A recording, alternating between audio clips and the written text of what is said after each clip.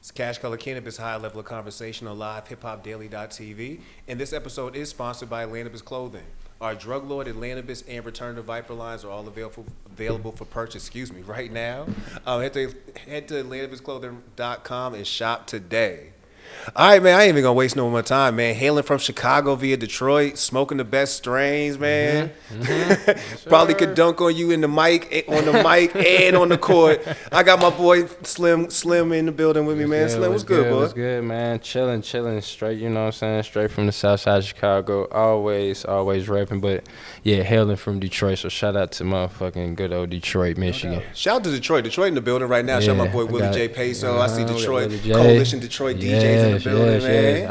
I always got the, you know what I'm saying, the gang with me. You know, and salute to Weed Bar, too. Weed Bar, y'all ain't here, but salute to y'all Man, guys, shout out to them. They had an event, too, yesterday. I know Willie J, I think, went to that. They had an event, though, that was a nice little pop-up shop. Definitely represented from Martin Luther King. So I'm plotting to get up there, man. Philly and Detroit, two places I'm trying to go to this month in February and March, but I'm trying to figure out what COVID looking like, man. Like, you see we down here with y'all, so not yet. Not yet. That's not a positive. Don't have Keisha sending emails like, all right, y'all got to cease and desist all actions.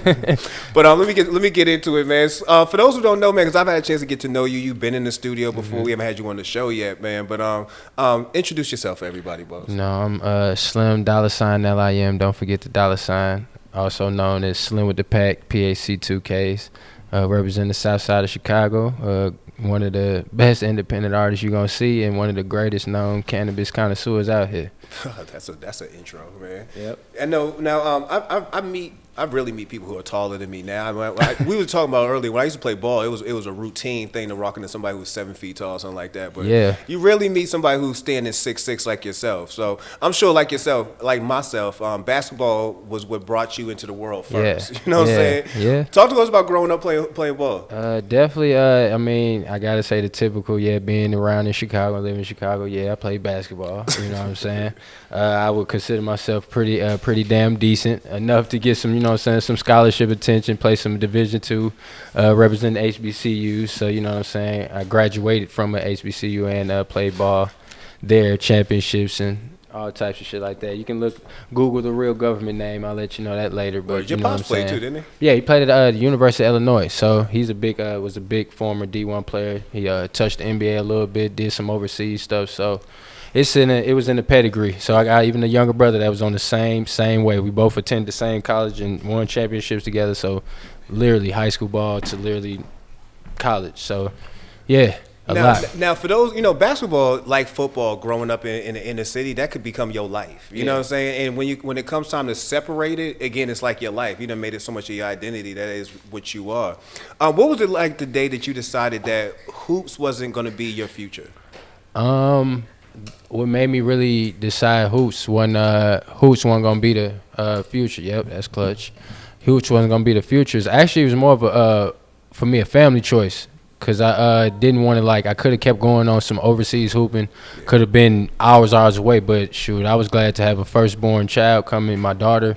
And then I was about to marry my wife. So I was like, I'm kind of cool with the whole career of what I've done in basketball. So it's time to move on and actually do some other stuff. Bro, it's hard for brothers to move away from a sport like that, man. Like, serious. Like, it's like I tell people my story. Freshman year, I was in college. I'm playing ball, and I was loving it. And then what happened was over that summer, I went to this program called Inroads, and you start getting around people who their whole life wasn't playing ball. Exactly. Like, I'm meeting this dude who grew up in a project down the street from me. He speak Arabic and 2 other languages. True. And I'm like, damn, I can shoot a jumper.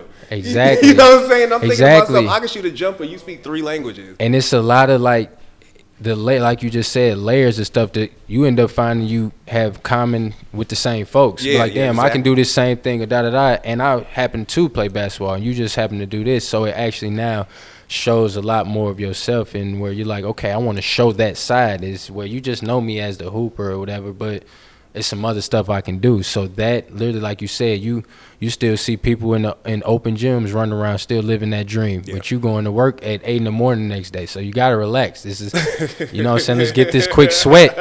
You know what I'm saying, be competitive and then dap up after this, because it's over. You know what I'm saying? Let's get back to real life. Like, I know some boys, man. They've been trying to go overseas for years, man. And I'm like, let it go, son. It stunts maybe some people's you say not talent, because you never get to look at what else you can do. I say that same shit. Like, you know, I have a nephew who's 6'4" now. He big boy. True. And I say the same thing when he, you know, the minute you got to be a certain height, they looking at you down here. You should play football, and I'm like, exactly. Bro, you don't have to learn who you are as a person first before you adopt something else as your personality. And it's always, because if you end up liking whatever it is, you're gonna just stay put with it, whether it's the sport you love it or it's something else. So yeah, I even say that to even my daughter. She's stretching out now. Everybody asks she gonna hoop, and I'm like, it's a possibility, but I gotta see what she really likes. I can't put that on her. So I feel exactly what you mean. Yeah, it's definitely an issue in our community. If you hit a certain height, they gonna give you a career. you gonna get a career early. Facts. Man, but you decided not to hoop no more. You made the choice for music. Now, music is a similar addiction. Like, what made you choose music? Having different moments of actually literally downloading the Fruity Loops and recording them on in my laptop in the summertime because I couldn't do it during the season. Yeah. Or having different moments with teammates of us, and we doing freestyle stuff because that's what we happen to do. So I was just the one that said, well, I'm gonna stick to it despite definitely taking the steps to become a better artist and still doing that, but just the simple fact that you transitioning from something that was, you know what I'm saying, kind of typical to where it's like you're a basketball player, you're trying to rap, that kind of situation, or just you trying to rap in general. So I just said I'm gonna just go ahead and do it because this is actually something that I've loved to do. I've done it. First recording was in 5th grade. I recorded me and my buddy. So this is something that other people just didn't see until I let it be shown. So yeah. Who were some of your early musical inspirations? Kanye, 2 Chainz, Jay, Tyler the Creator, Currency.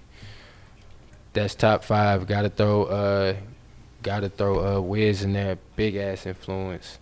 Other shit, Marvin Gaye, you know what I'm saying, Teddy Pendergrass, real motherfucking soul shit, funkadelic shit also. So those are literally the core. If at the end of the day, that's what I'm gonna go back to and listen to and kind of help with the inspiration among other stuff. But that's the folks that literally drove where I'm at now. Yeah. You know, Chicago is a hotbed for not just hoops, but hip-hop as well. But you found your way to Detroit. And when it comes to Detroit and hip-hop, Detroit people, you know what I'm saying, Detroit, from Sean to Dilla's, you know what I'm saying, the Proofs, the Eminems, the list can go on and on.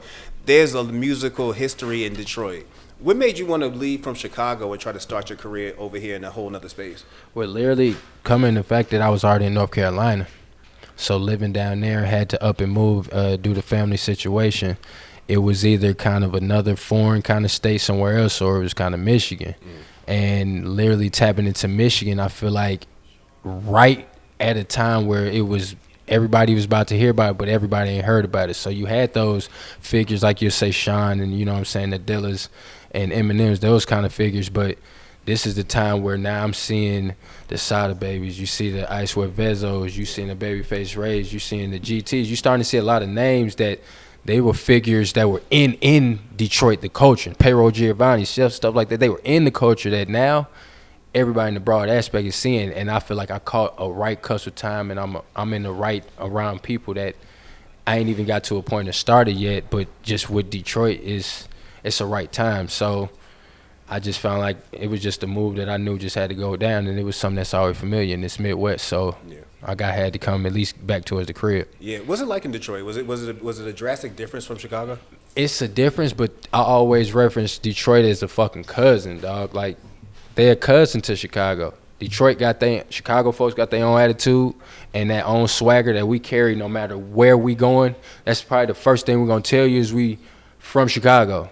You don't even know our name, but you know we from Chicago. Just like a Detroit person, I'm from the D. They gonna let that be known, like right away. And it's a certain swagger that they got that you love and you hate. You hate that they may be just as cocky, but them some hustling motherfuckers that they go get it, and I see it no matter what. So Detroit wasn't it wasn't too hard at all. All right, let's get into some music, man. Yes, one of the first records I found from Slim was the First Time record.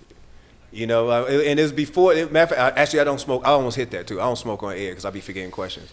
But you know, the first. I mean, you know what I'm saying? We chilling. I came but close I got to you professional. You see how that did it? We about to have a conversation. I was about to hit. I was like, hold on, that's not me. I'll be stuttering through these questions. But First Time was the first record I heard from Slim where I was like, yo, I like this. It was a catchy joint. It was a different type of song. Then the video came out and it was over, man. Speak to us about First Time, and when speak to us first about the melody and the musical style that you used on the record, because it was a leap from just being a rapper. Definitely. Big ups DJ Larry Love. That was the producer. Again, another Coalition DJ from Detroit. He just had, to him, he was making a beat that was a different sounding beat from Detroit sound. As soon as he played it, I was instantly in love. And I ain't gonna lie, I just orchestrated in the bathroom while I was smoking, real live. Like, that's how it went down. Why now I hear it? I hear that now. Like literally, dog, towel under, covers under the door, shower up and running, and I'm in that bitch sauna. And all of a sudden, I'm just bobbing to it, and I'm writing it down, and literally went to go record it, and got a kind of sort of reaction when you get some in the comments on Instagram, where you get people to like, oh, damn, like, that's it. And that reaction just literally spread it amongst stuff. And then the video came out because I wanted to make sure it really visualized and depicted what I was saying. And shout out to my young lady from Canada that did the art, visual arts for that, and did the animated visual for it. And yeah, that's how you see First Time. And that was really, were you really chronicling your actual first time smoking weed in that song? Yeah, that's what I'm talking about. Literally, my cousin is literally the guy. I got high in West Bloomfield, Michigan, with a bong of some purple shit. I was fried. But I've never even told a lot of people. I definitely mentioned it to you. The first time trying to hit a blunt. That's why I say, excuse my language, fuck blunts. Because the first time I hit it, I did get high. I didn't. But it was one of those moments where I've heard people say, I didn't get high the first time. I was like, okay, I get it, but I just didn't do it correctly. So, yeah, that bong experience, though, yeah, it broke the mold. My first time was a bong, too. See? Yeah, my first time was a bong, too. And it took me a minute to get into blunts. Yeah. Primarily because, shit, like, I can't even explain it really. It's like, for one, it took me a while to really learn how to even roll. I understand. I was messing up, what I'm saying? By the time I learned how to roll, then you got to realize, one, I'm tasting a lot of tobacco. I was messing up definitely on the blunts. When I started off, I pearled, like my first one, I pearled. Like my first blunt roll ever, pearled that mug. But the next 5, 6, 7 was like, what are you doing? Literally. So it took me to actually, I was living going to school in Missouri, and actually messed up my first year of college and left, and was living in Michigan prior, actually, a couple years. I was rolling joints. I had kind of smoking by myself, and my roommate was my brother. We playing ball, but he not smoking. So I'm literally just rolling J's by myself type stuff. So that's really kind of joint started. I was in between blunts and joints, but now it's like I'm just at the joints only. I don't do none of the Fontos, the Leaves, the Rellos. I'm good on it. Totally. Bougie smoker, man. Yeah, bougie doobies, bougie doobies. That should be a shirt, bougie doobies, man. Put it on a shirt. First time caught the attention of cinematic music. Shout out to Johnny Shipes and them, man. Yep. How did they catch wind of what you was doing with that record? It's actually me working. I caught them. He was on the live doing something for the pandemic, trying to raise some money. So cool. Let me throw some money towards that and listen to the tune. And he heard the tune, literally instantly caught a vibe. And that's what the music, all my music about, it's a vibe, no matter what you say. Weed music, whatever you want to call it, it's a vibe. And he caught it. And he was like, okay, da-da-da, we emailed. And then I told him, like, yeah, I got the visual. I own this. Is all my music stuff. This is mine. This ain't, you know what I'm saying? I don't have no situations, nothing like that. And he was like, okay, bet. Saw the video. I was like, oh, shit, bet. Let's do 420. Like, let's do that now. So got a little, that song has a little situation, definitely a situation with them in the video. So shout out to Cinematic Music Group, shout out to the Smokers Club, shout out to Johnny Shipes, shout out to that whole, you know what I'm saying, that whole gang, because again, that was definitely a good situation for me moving personally as an independent artist and doing this. Yeah. It was definitely something that help me put something on that resume. Yeah, and plus cinematic, what they do is it's kind of, it fits what you do. Exactly. You know what I mean? It's not just Dizza. Like Exactly. Johnny Shipes is a weed head. Exactly. You know what I'm saying? He has a lot of moves. He's done a lot of stuff. He's the Nipsey Hussles, you know Currencies, what I'm saying? But bro, Currencies. When you think about cinematic for real, you have to really think about what they put out so much independent shit that you almost don't, you don't even think about it. Like, exactly. You don't even think about how much they put out. Matter of fact, don't they got a dispensary coming out? I heard something about I know they definitely doing some cannabis stuff. They do a lot of like some cannabis stuff. I wonder if they're doing, I know they're doing, they definitely have some collabs with Burner and Cookies. Yeah. So that's a lot of stuff. They did a lot of merch. They just dropped the merch. I gotta go back online. I feel like I saw Johnny Shipes and Shipes Bubs up in Detroit signing paperwork. I think Perp Invaders might have a dispensary up there. If they pop up in Detroit, I definitely want to know about it. Shipes Bubs, I mess with him. He like really definitely interactive when I hit him up. Yeah. So that's somebody I want to catch up with. Shipes another one. You showed a lot of love, man. When I go to New York, I be scared to smoke with people, but I want to smoke with you, dog. Like last time we had a chance to kick it, it was quick. You know what I'm saying? But next time I feel like we gotta burn one down. Got to. We gotta burn one down. You certainly bring sense of humor to your music too. Like I was listening to My Name Joe earlier, and I'm like, this dude is wild as hell. How important is it for you to inject humor into your music? And is that just kind of you just injecting your personality? Or? Yeah, just definitely when it comes to just the use of certain words and just, you know what I'm saying, making sure even the ad-libs, exaggerating, just that's a part of me. That's sometimes when people be like, oh, he cool. No, most people know I'm goofy or say something, you know what I'm saying, I'm kind of silly. I'm always laughing at somebody or something. So it just always is shown. And just also just thinking about even the visuals just to make sure that you know what I'm saying, it grabs your attention, because sometimes the song may not hit you, but that visual definitely helps. And I don't mind that. Shoot, the visual helps, then that just means you're going to listen to the song. And it helps you listen even more because I'm going to paint the picture for you. So definitely it's always cool to inject, you know what I'm saying, some humor and stuff. It's all right, nothing wrong with that. Yeah, man. You also talk about weed a lot. I mean, it's clear as day. You know what I'm saying? You talk about weed to the point where you got your own web series, Strains with Slim, man. Yes. Talk to us about Strains with Slim. Like, how does Strains with Slim, I guess, spawn out of everything else you do from the music and everything else? Strains with Slim. Definitely subscribe on YouTube, Slim with the Pack, PAC2Ks. We got a hashtag Strains with Slim. I'm reviewing strands and, you know what I'm saying, educating you on the different ways of how it goes when you smoke it. It all just came about because I wanted to educate our people, just to let them know every strand, it ain't just, oh, that's the same weed, or they made up some names, or it ain't just loud, but no, it's actually something that helps you for your different reasons. You got a headache, or you need some help with your, you know what I'm saying, eating, different things of that nature. And I just wanted to make sure, as I keep learning about it, especially stepping into Michigan and into a you know what I'm saying, a state full of people that's always, you know what I'm saying, know what they're talking about, not just smoking it, but know what they're talking about. I want to make sure to, you know what I'm saying, translate that to our people, because it's not sometimes that language is a little bit different. So I want to be that barrier to say, hey, nah, what he is saying is this. Nah, that's not no, you can hit the wax. That's not crackhead stuff. Here you go, hit the wax this way. You can hit the bomb. You're not tripping. The edible, please don't eat the whole damn brownie. Eat a piece of it, because you will feel better. Like, let me give you that part, because it's, you know what I'm saying, they ain't letting you know that, and they don't give a damn if you know that or not. They just care you buying. I want you to actually buy it because you know about it. Otherwise, you ain't got to buy it from me. You ain't got to buy it where I'm at. You can go find it. But it just came about educating, man. Do you have a favorite strain? Besides Slim Sherbert, shoot, my favorite strain, it has to, I had some, man, I don't know, it may have been some Tropicana cookies from my guy Joe, man. This dude grew the hell out of some Tropicana cookies, and I love it because it smells so stanky from when you open it to when it's in the paper, not even lit yet, to when you light it. And most people don't like the strain because it's kind of sativa-ish, but I'm on some sativa shit for these past couple months. Why I like be hating on sativa? Because they don't, you're not supposed, all weed ain't gonna put you on your ass. That's what that mean. It's not supposed to put you on your ass. Yeah. Like, go ahead and smoke a sativa and go clean this whole goddamn place up. Yeah. Lit. That's like, for real. That's how I feel. You want to go edit a video? Go, yeah.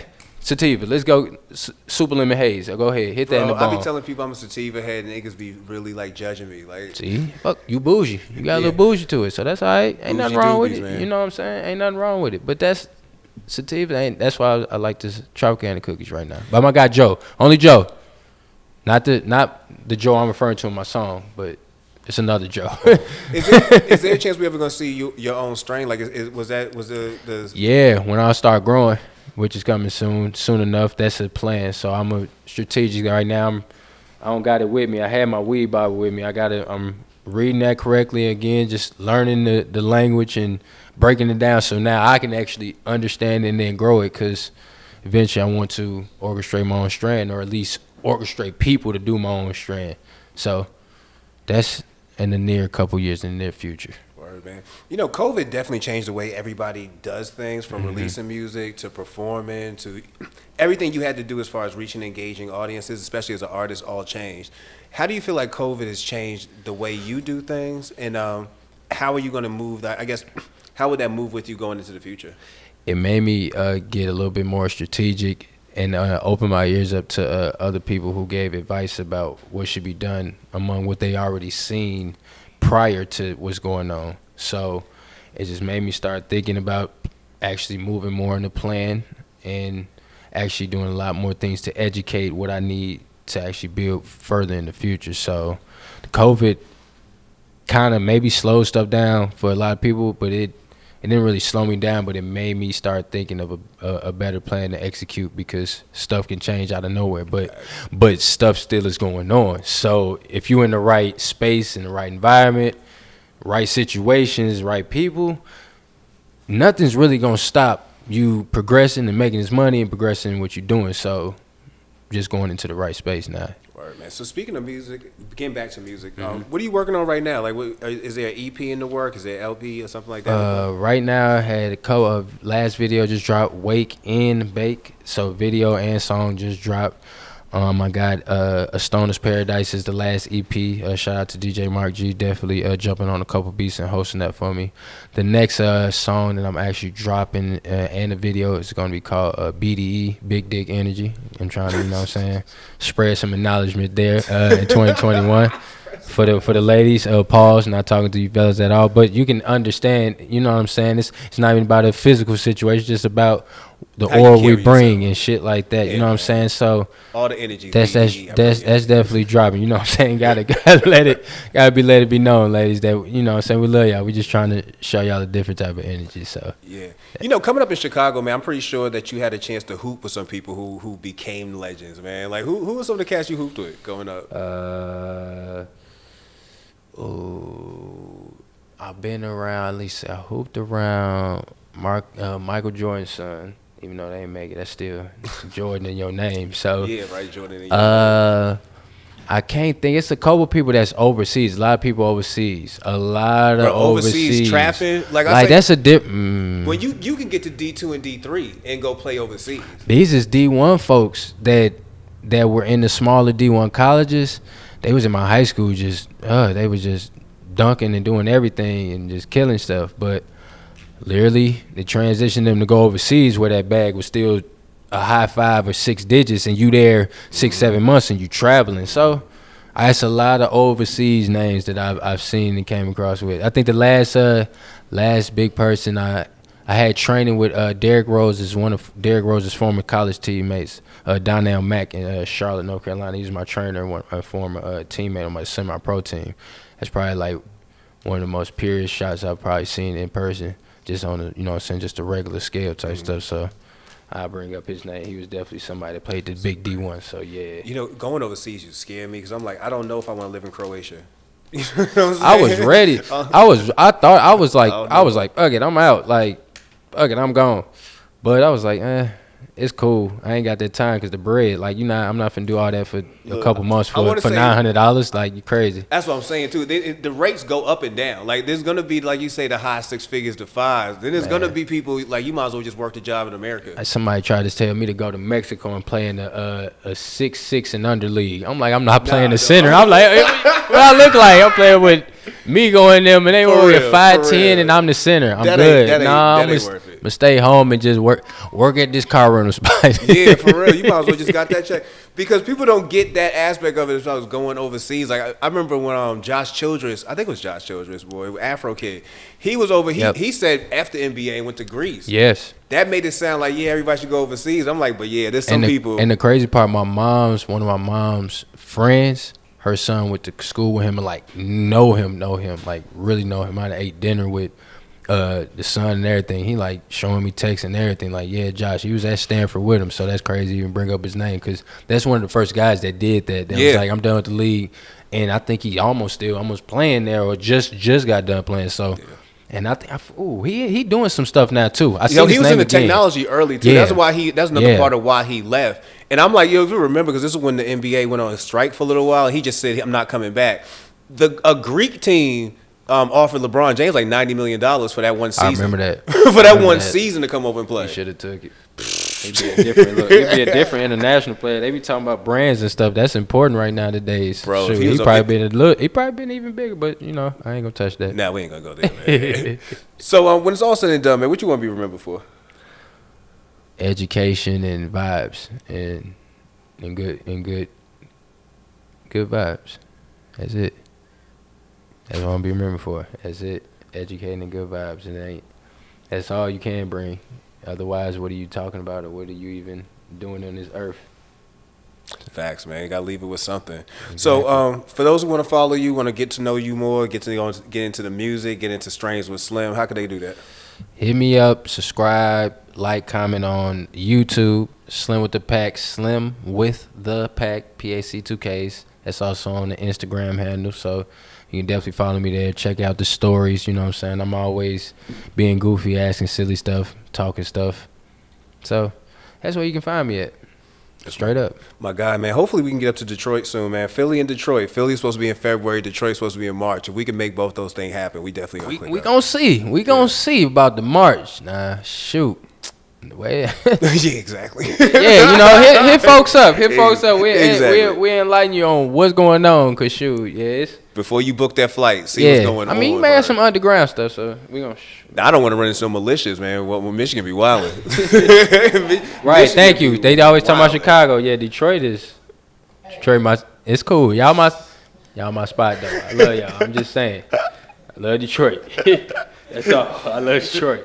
Slim, my boy. Appreciate you, man. Appreciate you catching up with us while you was in Atlanta. Shout out to Coalition DJs. Shout out to Coalition DJs. The anniversary. I had to mention the anniversary was lovely. Shout out to my Coalition DJs in Detroit, Chicago, Atlanta, Mississippi, Tennessee, all over. But shout out to Detroit especially because they didn't took me in. So shout out to them especially. They're my guys.